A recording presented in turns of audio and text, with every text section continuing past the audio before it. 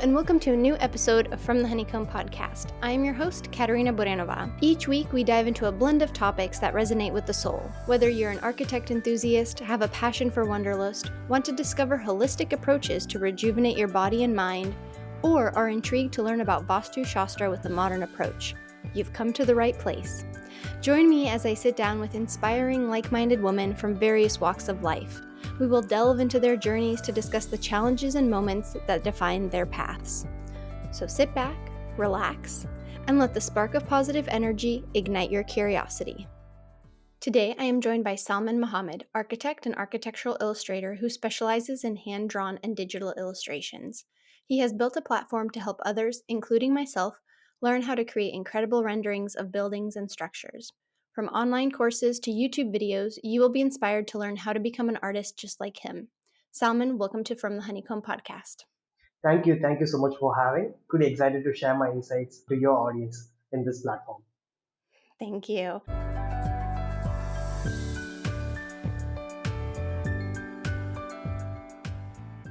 All right. So, as you know, we begin every episode by sharing something that we are grateful for in the present moment. So, what are you grateful for? So, firstly, this way of starting the presentation of trying to think of what we are grateful for, I think it's a great thing because most of us we just carry on in our lives and we just start from Monday to the next Saturday and we keep doing the things over and over again. So we don't really get the time to stop and think about what we are grateful for. So that by itself, I think it's a great question to put out to the guests who join your podcast. And me personally, I started thinking of what I'm grateful for and I see that I'm doing the things that I love to do and I'm able to make a career out of it, which not many people have the chance to do that. And I think I'm totally grateful for that kind of a thing. No, I love that. And like I mentioned when we got on the call, I'm such a fan. And the work that you've created with your platform, your YouTube videos, I am so grateful for the work you do. And I'm so happy that you love what you do because you have actually helped me form another stream of income by creating renderings. And I've been able to have that sort of income due to your courses and your videos. And so I think it's amazing what you do, and you're so good at it. Your illustrations, I mean, it's so inspiring to see the work that you do and the fact that you love it so much. It's amazing. And like you said, few people get to love what they do. So you're very lucky. Thank you. And I'm so happy to hear that it has actually impacted a lot of people, including yourself. So that is also something that I can be grateful about. Yeah, absolutely.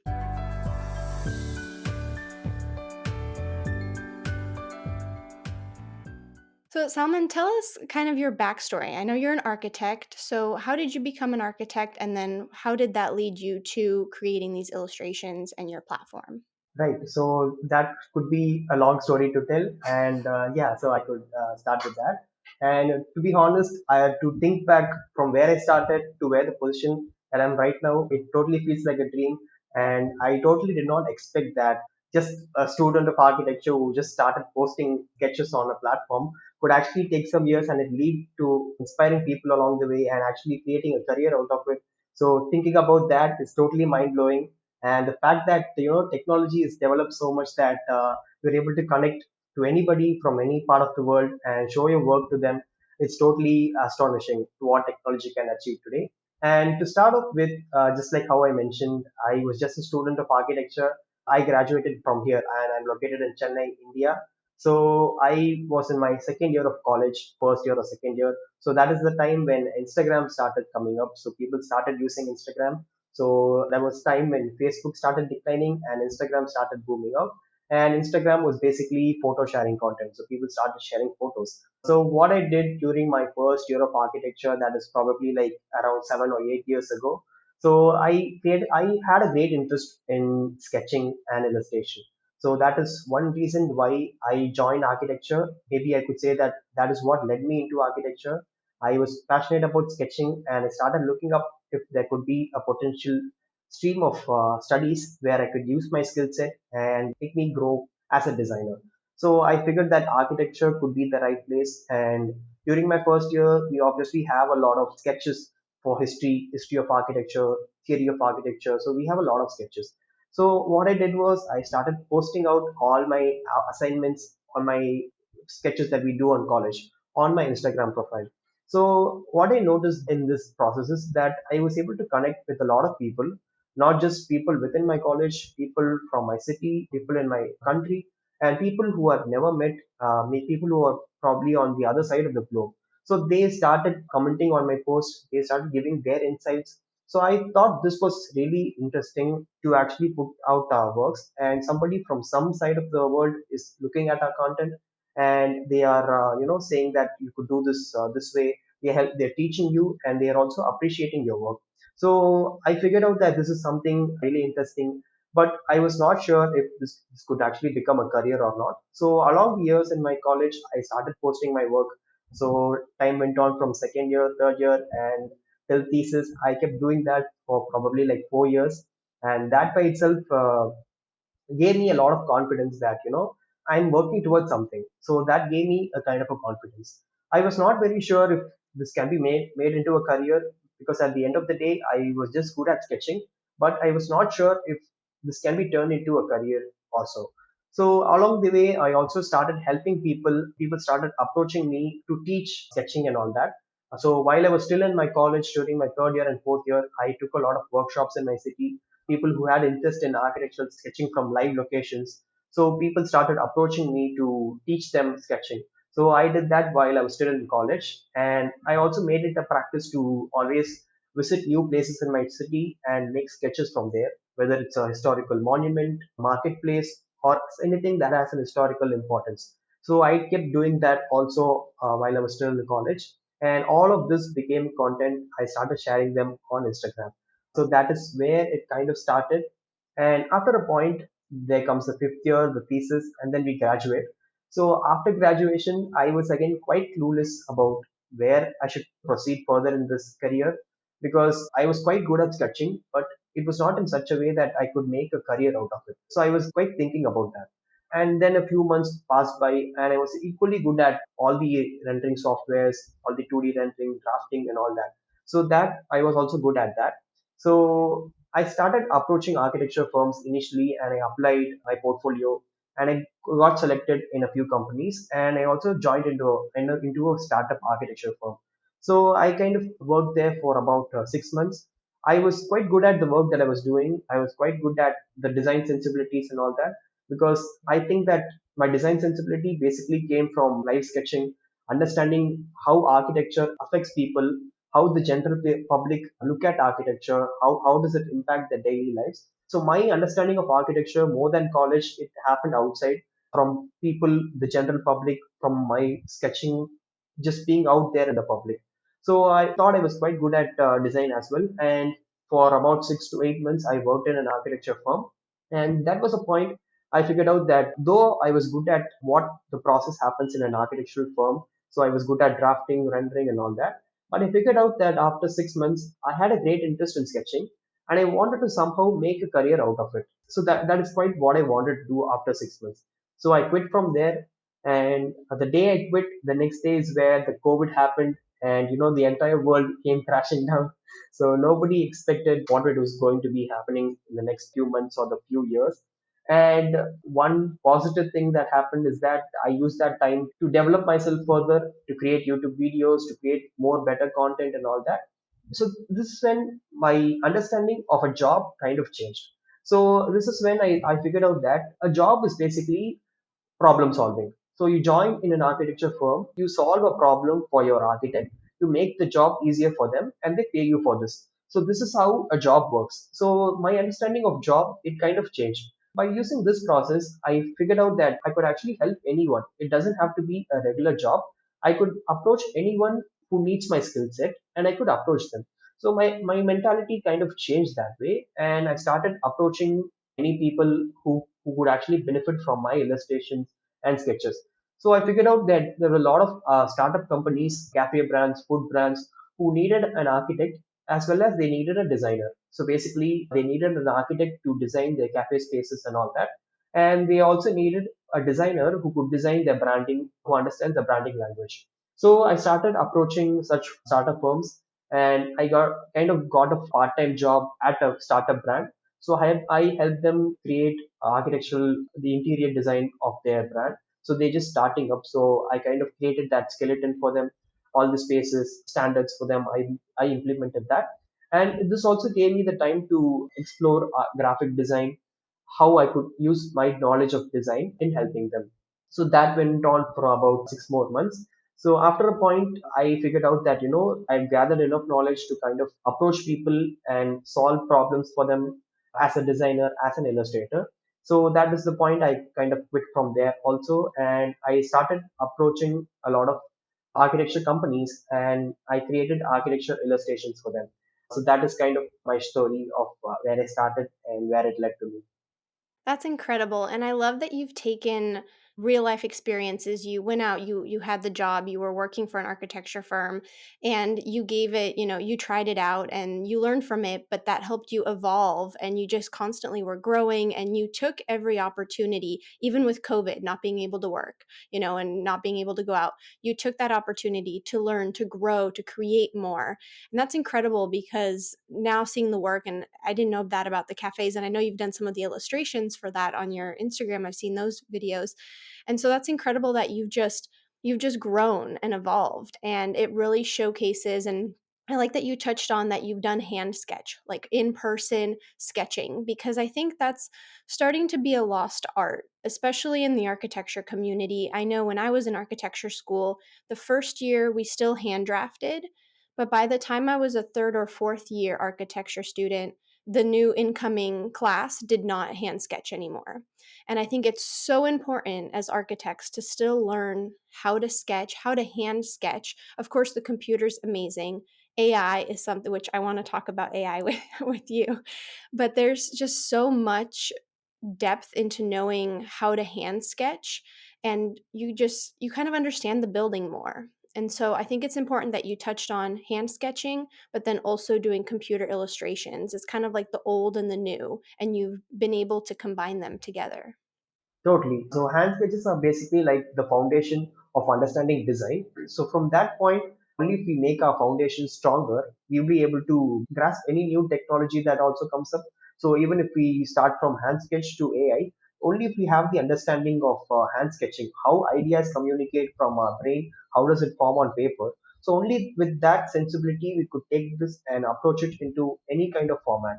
So today there is AI. So maybe in the future there could be something new coming up. But we need to have that a strong foundation, and that can happen through hand sketches, is what I think. No, absolutely. And have you noticed, I don't know if you're still in touch with your school or your university, do they still hand sketch? Do you know?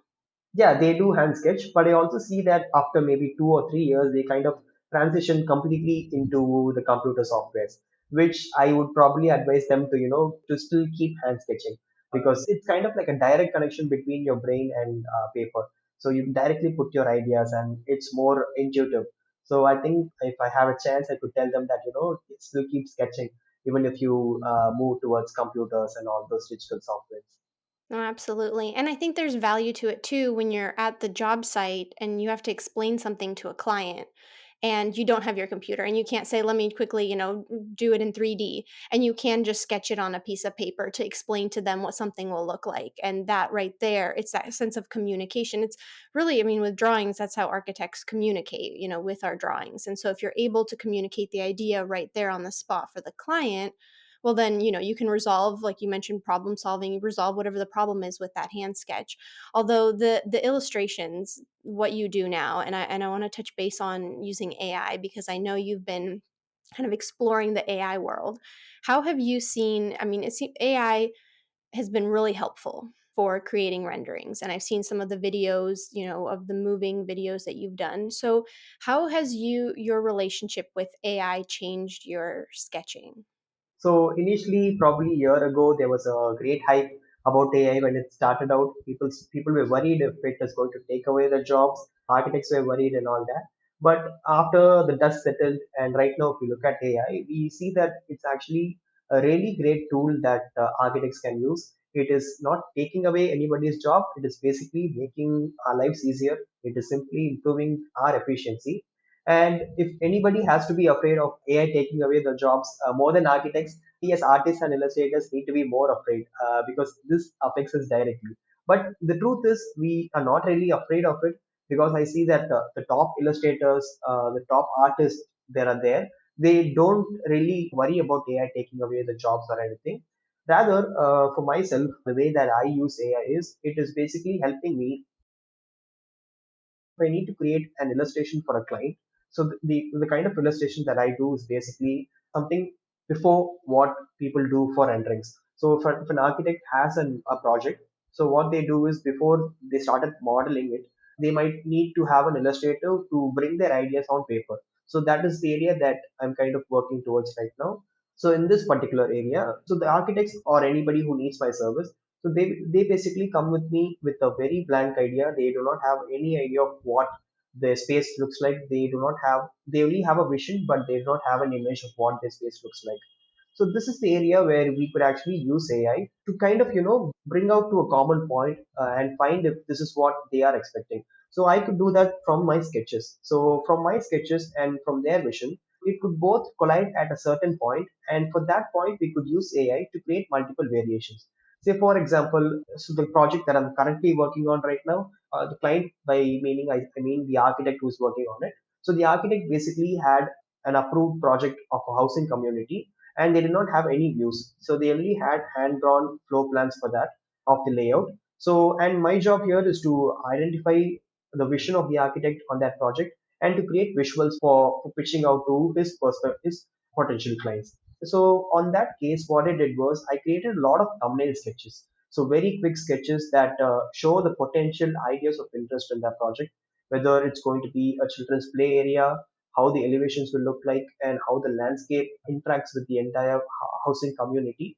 So I created a lot of thumbnail sketches, and I used these sketches in AI to interpret these spaces. So by doing that, me and the architect are able to come to a certain point, and I'm able to understand his vision better.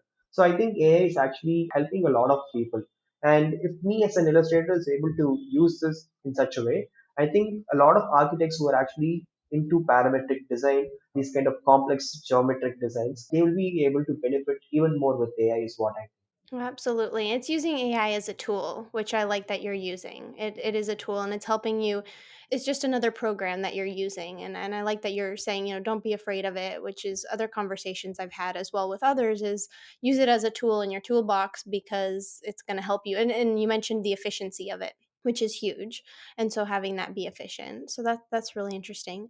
So I was wondering if you have advice for someone who, sees your illustrations and is like, wow, I'd like to learn how to get to your level. I know you have years of experience and you make it a practice and an attempt to, like you said, go around the city and do drawings of other, buildings, of markets and that.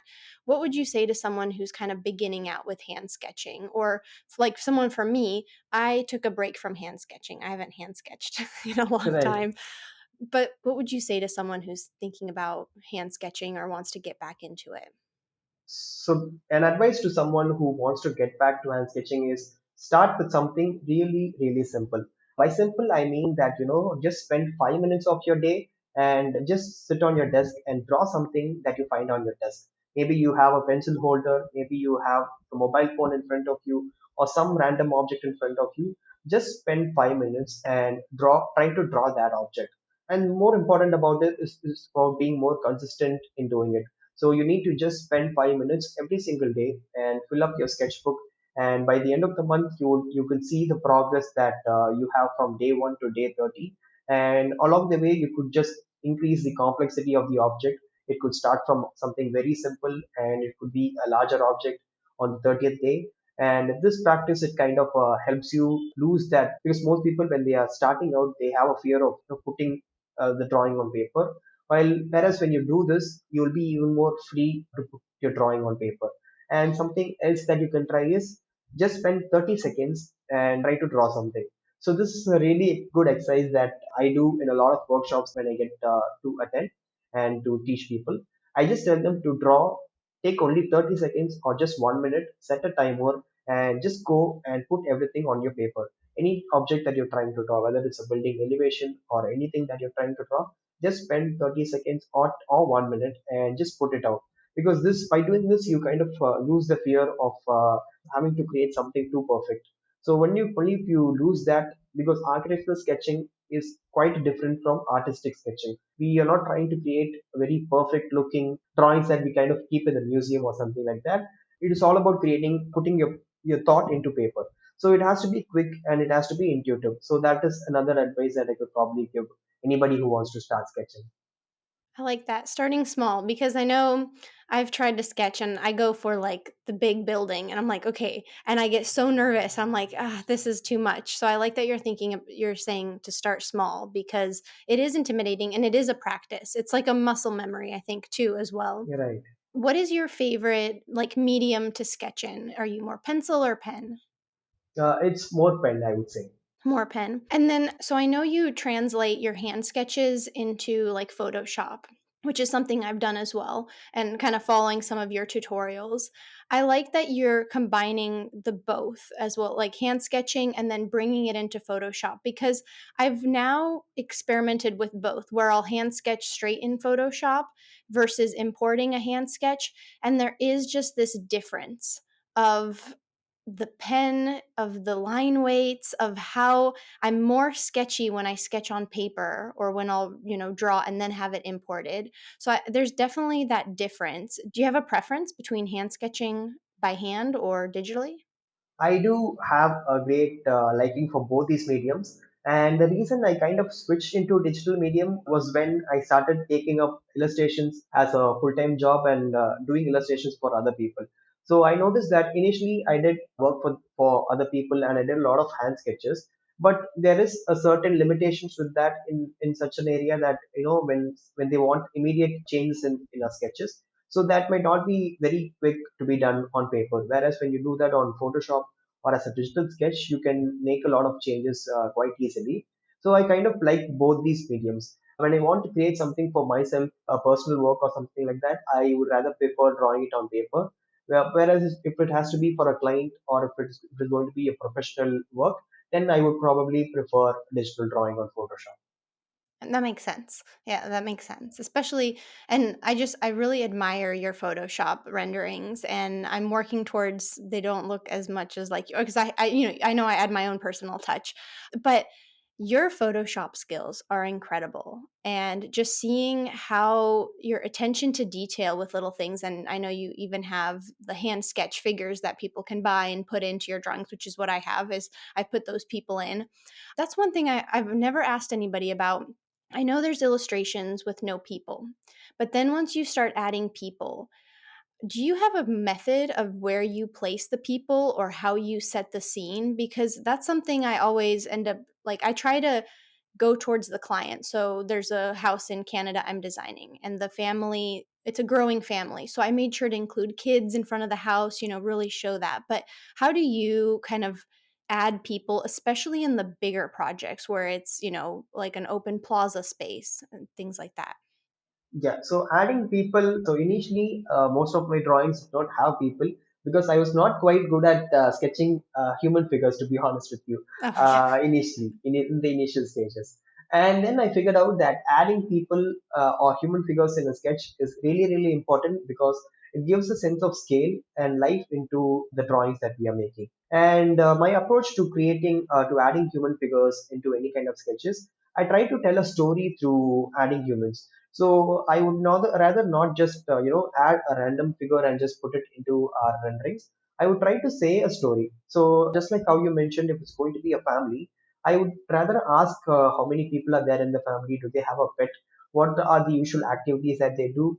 And try to translate that into a sketch. It doesn't mean we need to kind of create a portrait drawing of our client and add them specifically. But it would be better to add these small silhouette figures and try to say how the space is being used. So if we kind of do that, this gives a more lively feeling into our illustrations. So something that we can remember is if it's going to be a large plaza space, we can think of the genders of people who will use it, the age, what kind of activity is going on in the plaza. Is it going to be students? Is it going to be old people using the plaza? Is somebody using the cycle? Somebody skateboarding across the plaza? A bunch of students. So it could be a lot of activity. So this basically we kind of have this understanding by observing a lot of photographs. So when any photographs that we kind of look on the internet of a plaza, you never see people actually looking at the camera. It's just people having living their life. They're just walking, they're just going to office and all that. So I kind of try to translate that into whatever sketch that I do. I try to first understand the scale of the plaza and maintain the eye levels from where we are creating the scene, and then try to add more life into the illustration that we are doing.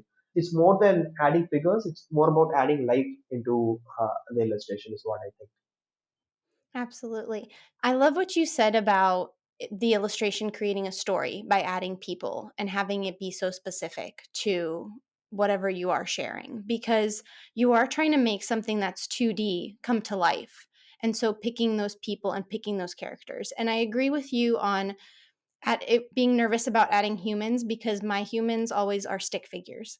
That's my illustrate. That's my level Right. of drawing a human. It'll always be a stick figure. I'll never get better at it. I can draw buildings, but humans are always stick figures. And Right. so it's very important, I think you said, about creating that story, because you are, making this 2D drawing come to life.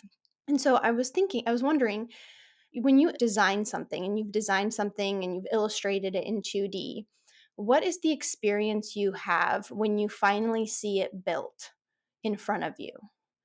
What is that like?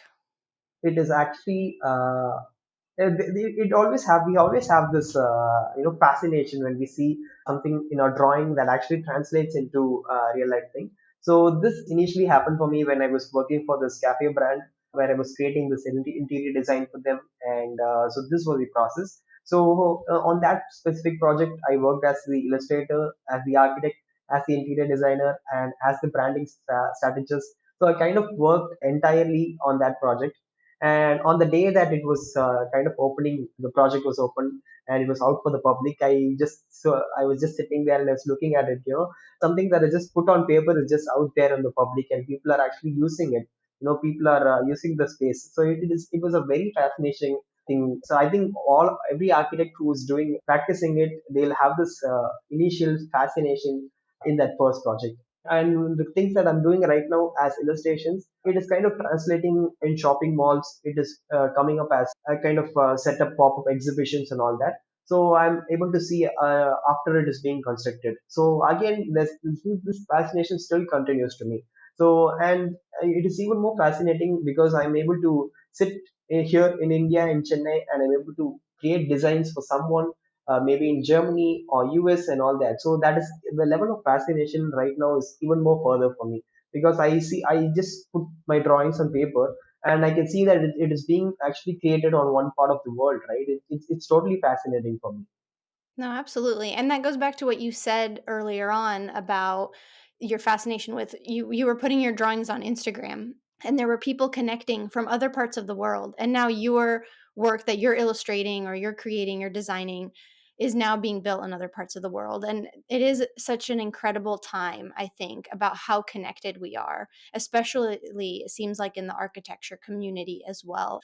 So that's really great. And that's amazing. Like you meant, just to go back to experiencing your 2D come to life and just like seeing it physically. I think that's one of the pleasures of being an architect, I think, is yes, you had fun designing it and you spent hours, drawing and designing or doing 3D models. But then the moment you get to walk through the space, or the most gratifying thing, I think, is seeing other people use and enjoy your space. And that's where it's just, I think that comes back to like just being an architect and being a designer and an illustrator, is just you've created something that people will use, and it's going to stand there for hopefully longer than you're alive, that people can really enjoy it. And that's kind of what you're bringing to everybody, to the community, to people's lives. Like, just if you design a home, you're creating a home for someone. So that's, it's, I feel like we are very, very lucky in the profession of architecture because of what we get to create. Exactly. I think this is what keeps most of the architects going. It is more than designing. It's about seeing your work being produced there in the real life as a tangible structure, and that is what keeps a lot of architects going. Is what I think. No, absolutely. We love what we do. Exactly. That Yeah. is for sure. For sure. And so, what is next for you? I know you're working on your YouTube videos, you have your courses. and you're starting to incorporate AI, is there anything we can expect to see from you, or where are you thinking your illustrations are going to take you? There's something very exciting that is coming up in the current year, which is the AR and VR technology with the Apple that is kind of dropping the Vision product. So I'm kind of seeing how illustrations will still be implemented in that kind of a space. Because when we look at drawing and illustration, this has basically stood the test of time. Right from the initial sketches that people made hundreds of years ago, there has been a lot of technological advancements. There has been hand drafting to AutoCAD to 3D and then AI, and maybe there will be AR and VR. So the technology will keep coming up, but this concept of actually hand sketching, creating illustrations has been existing right from many years, maybe hundreds of years ago. So I'm quite excited to see how illustrations will actually be implemented in the AR and VR space. So I'm kind of trying to see how it will be in this year, especially with the Apple product coming up. And also with my YouTube channel, I'm kind of trying to make more illustrations, more insights about architectural drawing, and not just hand sketching and illustration, but also about the tech side of of architecture. Because I see that there are a lot of influencers who speak about architecture, they speak about specific softwares and all that, but I'm kind of more inclined towards technology. I have always been inclined towards technology, and I'm kind of trying to make a point to any new technology that comes up in the architecture industry. I really want to try it out and post my review, share my thoughts and insights about how to kind of adapt to it. So that is something that I'm looking forward to in this year and in the coming years. No, it seems like it's the perfect moment for you where you've come from hand sketching from your Instagram account to growing. And now you're just experimenting and enjoying because now the technologies that are coming out and they're coming out so quickly and so Right. fast. And so kind of goes back to your gratitude. You're grateful for what you do. And I think you are just thriving in this technological advancement that we're experiencing. And you're using it for such creativity, which is incredible. Yeah, I think it's a great time to be as architects and designers because the technology is like growing so fast. We just spoke about AI a year ago, and right now it's like it has grown up so fast in just 1 year. So it's great and exciting times for we as architects and illustrators to see what is there in future, what new comes up, and how it can positively impact us and the architecture community in general. So we are just generally looking forward to it also. No, absolutely. And I like that you brought up community as well just now, because I know you've also helped me not just with illustrations, but when I had an issue with my website. Right. And what I love is you are so accessible to help with questions, and you genuinely want to help people. Like I just put out a post, "Hey, can someone help me? I need to know how to use, Wix."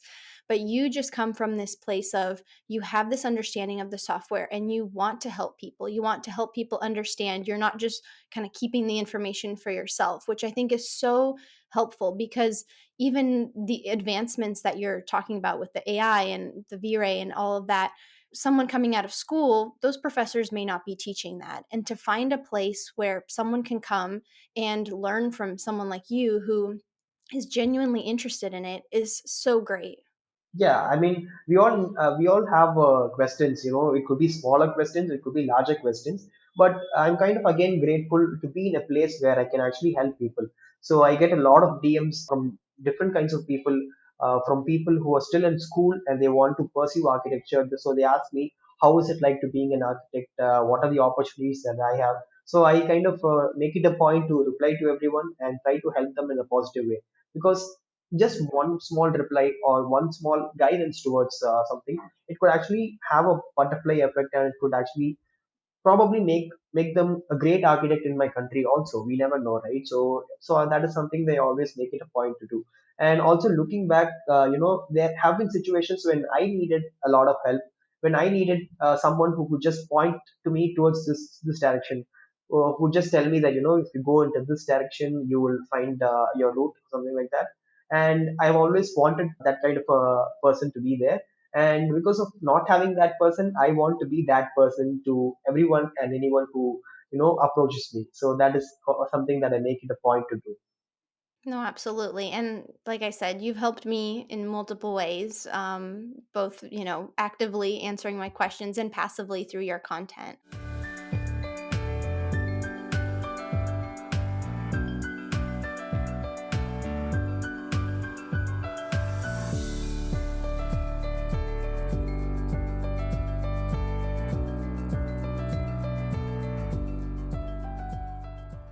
This conversation has been incredible, Salman. I am so glad that, and I'm honored that you came on From the Honeycomb podcast, because I admire your work, the sense of community that you've created, your platform, how you're helping others, and I'm excited to see what comes next for you.